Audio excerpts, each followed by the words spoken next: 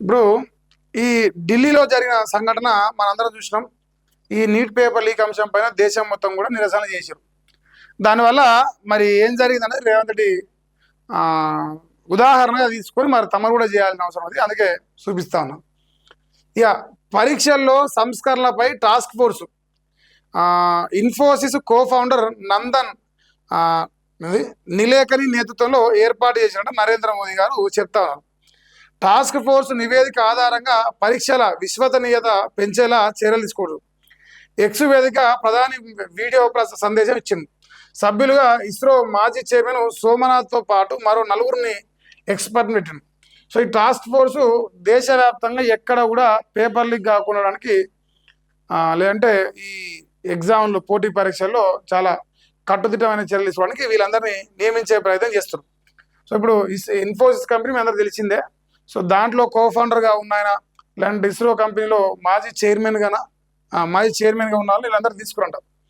So పరీక్షల నిర్వహణలో సంస్కరణలు ప్రవేశపెట్టి ఎగ్జామ్స్ సిస్టమ్ను మెరుగుపరిచే దిశగా టాస్క్ ఫోర్స్ నియమించినట్లు ప్రధాని నరేంద్ర మోదీ ప్రకటించారు. ఇన్ఫోసిస్ కో ఫౌండర్ నందన్ నిలేకని నేతృత్వంలో ఏర్పాటయ్యే ఈ హై పవర్ కమిషన్ ఇచ్చే నివేదిక ఆధారంగా రాబోయే పరీక్షల విశ్వసనీయత పెంచేలా చర్యలు తీసుకోవడం తెలిపారు. ఆదివారం సాయంత్రం ఎక్స్ వేదికగా ప్రధాని ఓ వీడియో సందేశం పోస్ట్ చేసింది. మిత్రులారా, విద్యార్థుల భవిష్యత్తు కోసం కేంద్ర ప్రభుత్వం నిరంతరం అనేక చర్యలు తీసుకుంటుంది. విద్యార్థుల భవిష్యత్తుతో ఆడుకుంటున్న వారు జైలులో మగ్గుతున్నారు. మేము ఫాస్ట్ ట్రాక్ కోర్టును ఏర్పాటు చేశాం. రేపు పార్లమెంట్లో కూడా కఠినమైన నిబంధనలతో చట్ట సవరణ దిశగా ముందుకు వెళ్తున్నామని చెప్పేసి ప్రధాని నరేంద్ర మోదీ పేర్కొన్నారు. ఎగ్జామ్ పేపర్ లీకులను వ్యతిరేకంగా కాక్రోచ్ జనతా పార్టీ ఆధ్వర్యంలో యువత పెద్ద ఎత్తున ఆందోళన చేపడంతో కేంద్ర విద్యాశాఖ మంత్రి రాజీనామాతో పాటు పరీక్షల వ్యవస్థలో సంస్కరణలు తీసుకొస్తామని కేంద్రం హామీ ఇచ్చిన సంగతి మీ అందరికీ తెలిసిందే. దాంట్లో ఆ పర్యవసానంలో భాగంగా మరి కార్యక్రమాలు చేసి ఎవరెవరిని పెట్టిందని వీళ్ళందరూ ఫోటో వేసారు. సో ఈయన కో ఫౌండర్గా ఉన్నట్టు నందన్ నిలేకని ఆయన. సోమనాథ్ గారు ఈయన గతంలో ఇస్రోకు మాజీ చైర్మన్గా పనిచేసినట్ట. సో వీళ్ళందరి అనుభవాన్ని ఈ దేశంలో వినియోగించుకొని వారి ద్వారా భవిష్యత్తులో మళ్ళా ఇలాంటి సంఘటనలు జరగకుండా ప్రధాని నరేంద్ర మోదీ గారు లేదంటే భారత ప్రభుత్వం ఎన్డీఏ సర్కారు చాలా కఠినమైన ఆలోచనలు చేస్తూ ఉంది. దాంతోపాటు చట్టాలు చేయడానికి కూడా అవకాశాలు ఉన్నాయి. పార్లమెంట్ ఇప్పుడు ఆల్రెడీ పార్లమెంట్ సమస్యలు జరుగుతున్నాయి. ఇప్పుడు దేశం మొత్తం కూడా ఈ వార్తను చూసిన తర్వాత అంటే రాష్ట్రాల్లో ఉన్న ప్రభుత్వాలు అయితే ప్రాంతీయ పార్టీలు నడుస్తున్నాయో ఇలాంటి ప్రభుత్వాలు ఉన్నాయో అక్కడ ప్రభుత్వాల్లో ఇట్లాంటివి ఏమైనా జరిగితే దేశానికి పట్టిన గతి రాష్ట్రాలకు పడుతున్న ఒక భయం కూడా కనిపిస్తుంది. ఇప్పుడు అందుకే నేను రేవంత్ రెడ్డికి ఇది అంకితం చేస్తాను ఈ వార్తను. అంటే తెలంగాణలో కూడా ఇప్పుడు పేపర్ లీకులు జరిగే అవకాశం ఉంది. తెలంగాణలో ఇలా ఉద్యోగాలు ఇస్తలేరు. తెలంగాణలో నిరుద్యోగులకు గాలికి వదిలేసారు. తెలంగాణలో యువతను బాధ పెడుతున్నారు. ఇలా ఆ ఓఎంఆర్ సీట్లు బయటకు వచ్చినాయి అంటారు. ఇప్పుడు రేపో మాపో టీజీపీఎస్సీ ముట్టడికి పిలుపునిస్తారు వాళ్ళు. అప్పుడు ఏం చేస్తారు? సో ఇవన్నీ ప్రమాదాలు ఉన్నాయి. అందుకే ఎవడైతే లంచగొండులుగా ఉన్నారో, దొంగలు దోపిడీదారులు విద్యా వ్యవస్థలో పనిచేస్తారో వాళ్ళందరినీ ఒక్కొక్కరిని ఏరి పట్టుకొని వాళ్ళందరినీ అందులో నుంచి బదిలీ చేసి సో నిబద్ధత కలిగిన అధికారులను పెట్టే ప్రయత్నం చేయరు. ఇప్పుడు దేశంలో ఎన్డీఏ సర్కారు పట్టిన గతి మీకు పడొద్దని కోరుకుంటా. ఎందుకంటే విద్యార్థుల భవిష్యత్తు, నిరుద్యోగుల భవిష్యత్తు మీ చేతిలో ఉంది. గతంలో పల్లి బఠానీలు పుట్నాలకు పేపర్లు అమ్మిన బీఆర్ఎస్ ప్రభుత్వంలో ఆ గతి మళ్ళీ ఇప్పుడు పడితే ఇప్పుడు అప్పుడు అంటే వేరు. అప్పుడు ఒక ఆయన ప్రేమించి చచ్చిపోయిందని చెప్పి ఇంకేమో చెప్పింది. కానీ ఇప్పుడు అవి నడిచే పరిస్థితి లేదు. ఆల్రెడీ వాళ్ళే పార్టీ పెట్టుకొని మిమ్మల్ని బడిత పూజలు చేయడానికి సిద్ధమవుతారు. సో దేశంలో ఉన్న నరేంద్ర మోదీ ప్రభుత్వం అయితే చాలా చాలా పెద్ద ఎత్తున ఈ విద్యా వ్యవస్థలో జరుగుతున్న లోపాల పైన ఫోకస్ పెడుతుంది. మరీ ముఖ్యంగా ఈ పోటీ పరీక్షల విషయంలో కనిపిస్తుంది కళ్ళకు కట్టినట్టుగా. ఈ వార్తను రాస్తారు ఆయన. నిన్న నైట్ అనుకుంటా వీడియో ఒకటి నరేంద్ర మోదీ గారి ఎక్స్ ఖాతాలో వచ్చింది. ఇక ఇదే అన్ని పేపర్లు ఇలా ఇదే మెయిన్ వార్తగా ఉంది. పరీక్షల సంస్కరణలకు టాస్క్ ఫోర్స్ అంట. నందన్ నిలేకని నేతృత్వం మరో 5 సభ్యులు స్వయంగా ప్రకటించిన ప్రధాని పరీక్షల్లో సురక్షిత విధానాన్ని తీసుకొస్తామని చెప్పారు.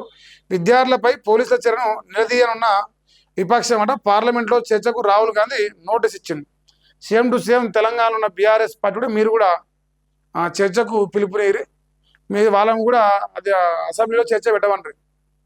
నిరుద్యోగులకు చేసిన మోసాల పైన, నిరుద్యోగులకు ఇచ్చిన హామీల పైన అమలు చేసిన హామీల పైన కూడా ఇంకా గట్టిగా మారితే నిరుద్యోగులతో పాటుగా రాష్ట్రంలో మహిళలకు కానీ, లేదంటే విద్యార్థులకు కానీ, లేదంటే రైతులకు కానీ, సబ్బండ వర్గాలకు, మరీ ముఖ్యంగా వృద్ధులకు, సో వీళ్ళందరికీ ఇచ్చిన హామీల పైన కూడా చర్చకు అసెంబ్లీకి రావాలని చెప్పేసి కాంగ్రెస్ పార్టీకి పిలుపునీరు బీఆర్ఎస్ కూడా. ఎందుకంటే వాళ్ళకి ఎన్ని అవకాశాలు ఉన్నాయో ఢిల్లీలో, గల్లీలో కూడా బీఆర్ఎస్ ప్రధాన ప్రతిపక్షంగా ఉన్న బీఆర్ఎస్ కూడా గన్ని అవకాశాలు ఉన్నాయి. సో మీరు కూడా దాన్ని సద్వినియోగం చేసుకునే ప్రయత్నం చేయరు. మా పత్తిత్తు జర్నలిస్టు రాధాకృష్ణ రాసిన ఇది వీడియోకి సంబంధించిన ఫోటో వేసిందే. సో నరేంద్ర మోదీ సెల్ఫీ వీడియోలు కొంచెం అప్డేట్ అయినాయి ఈ మధ్యలో. సో ఫస్ట్కి ఇట్లా పెట్టినట్ట యావత్ దేశవ్యాప్తంగా ఉన్న యువత నుంచి ఫీడ్బ్యాక్ తీసుకొని నెక్స్ట్ ఎమ్మట ఇట్లా పెట్టింది, దూరంగా పెట్టింది. ఇప్పుడు డైరెక్ట్ ఇట్లా స్టాండింగ్ పొజిషన్ పెడతాను.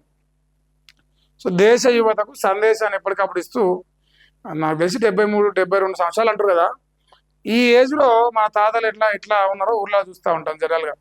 కానీ నరేంద్ర మోదీ అయితే అప్డేట్ అవుతుంది.